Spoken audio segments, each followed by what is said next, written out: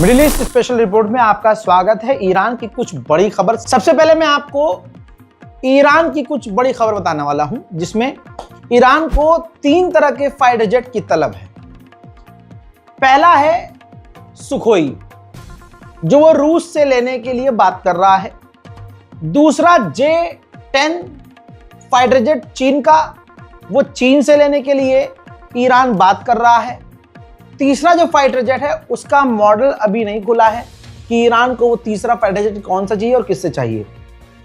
बहरहाल चाइना और रूस से लगातार बात कर रहा है ईरान, और उम्मीद ये जताई जा रही है कि चाइना और रशिया दोनों ही ईरान को फाइटर जेट देने के लिए तैयार है। उधर ईरान और रूस ने अपना प्राइवेट ट्रैक समझ लीजिए ट्रेड के लिए बनाकर पहली ट्रेन रूस से कजाकिस्तान और दूसरे शहरों से और देशों से गुजरते हुए तेहरान पहुंच गई है।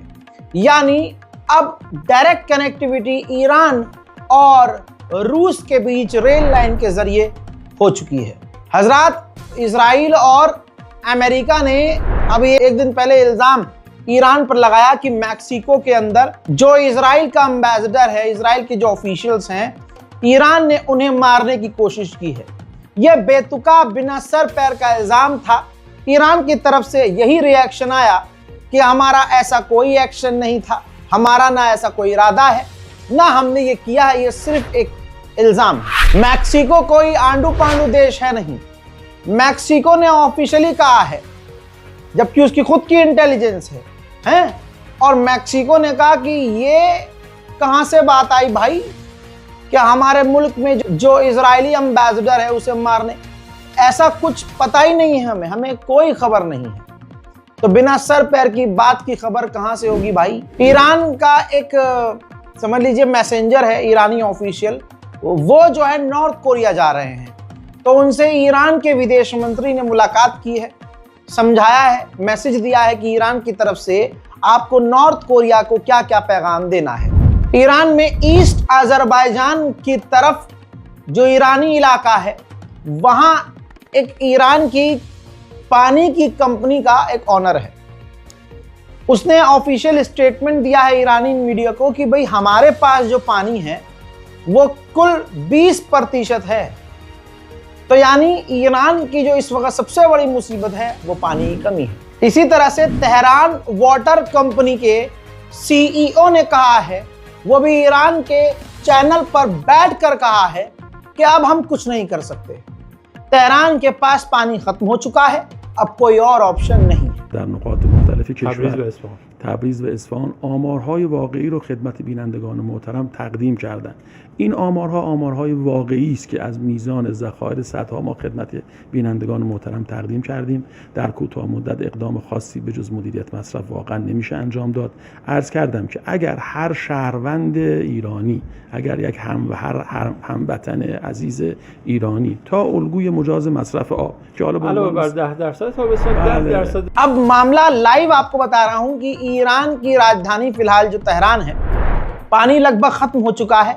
अब ईरान के जो ऑफिशियल्स हैं जो वहां मौजूद हैं, उनके आदेश से ईरान के राजधानी तेहरान में पानी की और कटौती की जा रही है कि कम से कम बूंद बूंद तो पानी बचे तेहरान में, पूरा ऐसा खलास न हो जाए, एकदम सूखा ना पड़ जाए। अब आते हैं दूसरे मुद्दे पर। ईरानियन एक और सीनियर ऑफिशियल ने कहा है, सैन्य सीनियर ऑफिशियल हैं, इन्होंने कहा कि हमारी जितनी भी मिसाइल इंफ्रास्ट्रक्चर है, मिसाइल सिटी है, वो कुछ भी कोई कह रहा हो, वो सब की सब सिक्योर हैं और सेफ हैं, और हम बिल्कुल मजबूती से डटे हुए हैं। उधर IAEA के चीफ ने कहा है कि जहां इजराइल अमेरिका ने ईरान के न्यूक्लियर साइट्स जैसे नतंज, इस्फहान और दूसरे जगह पर हमले किए हैं, अभी तक हमारे इंस्पेक्टर्स उस जगह तक नहीं पहुंच पाए हैं। इराक में शुरू होने वाले हैं इलेक्शन, उससे ठीक पहले ईरान के टॉप कमांडर इस्माइल कानी, ईरान के जो कमांडर हैं, वो इराक पहुंच गए हैं। हजरात, उधर सीरिया भी मुसलमानों के हाथ से निकल चुका है, जैसा लेबनान निकल रहा है। जरा इस ताज़ा मंजर को देख लीजिए।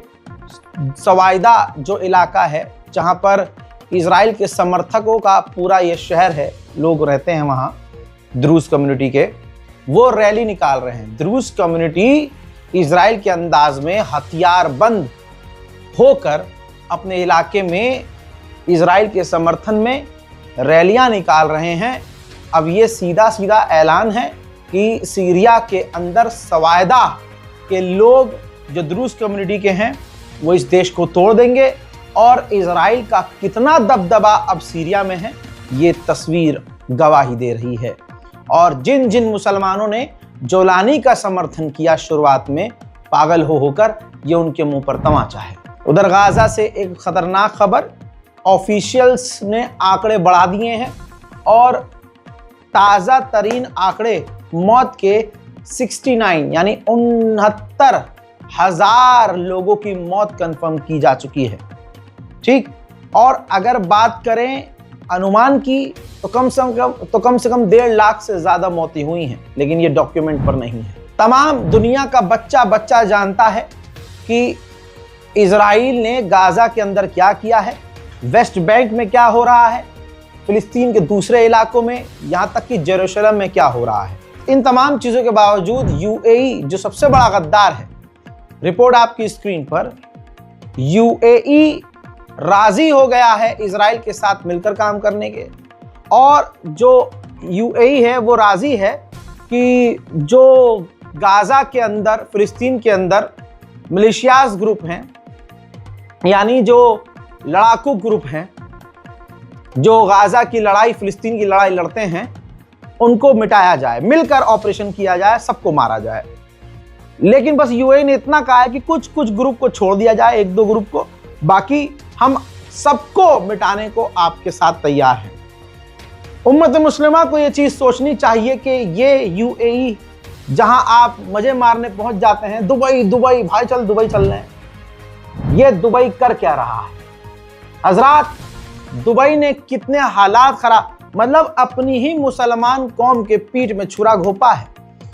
बैतुल मुकद्दस अगर मुसलमानों के हाथ से गया तो ये सऊदी अरब और यूएई इसके सबसे बड़े जिम्मेदार हैं। मैंने फिर से कहा और बार बार कहा कि अब ऐलान करके वेस्ट बैंक पर और जेरूशलम पर कब्जा नहीं हो रहा है, लेकिन अब जैसे अरब ने और मुसलमानों ने खामोशी इख्तियार कर ली है, उसकी वजह से एक बार फिर से ये देखिए, इजराइल के टीवी चैनल पर खुल्लम खुल्ला जो महिला नेता है, अधिकारी है इजराइल की, ट्रांसपोर्ट मिनिस्टर है, इसने कहा है कि हमारी पूरी की पूरी टीम, सरकार इस वक्त तैयारी कर रही है पूरे वेस्ट बैंक पर पूरी तरह से कब्जा करने के लिए।